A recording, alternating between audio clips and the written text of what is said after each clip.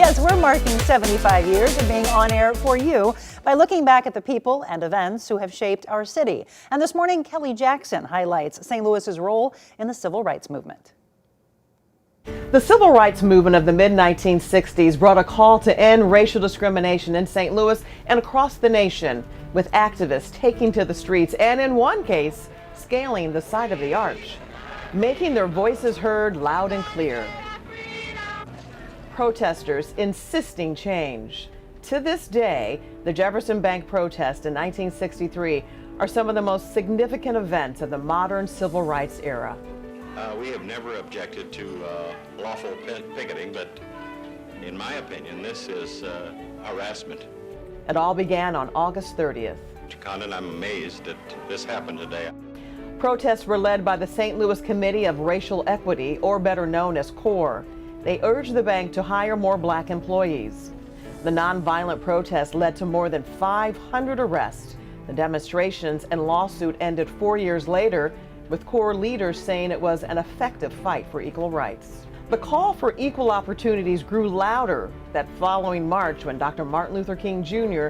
sat down for an interview with us and spoke in St. Louis. God is not interested merely in the freedom of black men and brown men and yellow men. God is interested in the freedom of the whole human race. America was still months away from the passage of the Civil Rights Act, which would prohibit discrimination and break down barriers. The importance of the bill will be determined by its implementation. If we don't get the bill, we will certainly have more demonstrations. The Civil Rights Act was signed into law July 2nd, 1964. And 12 days later, an iconic moment in St. Louis history. Well, this is their method of calling attention to the fact that they want jobs. Two civil rights activists climbed 125 feet up a construction ladder of the half-built Gateway Arch. This hit-and-miss proposition is no good. That's the words that Mr. Green used. Percy Green and Richard Daly, members of CORE, demanded more jobs for black workers at the site. We are demanding that the whole pattern of discrimination in the construction industry be changed.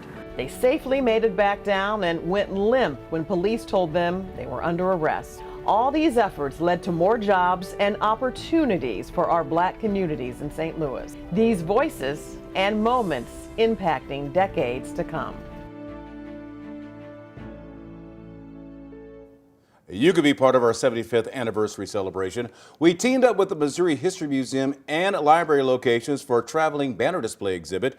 Just text the word exhibit to 314-425-5355 and we will send you a list of all the dates and locations for when you can be a part of that live 75-year history straight from our archives.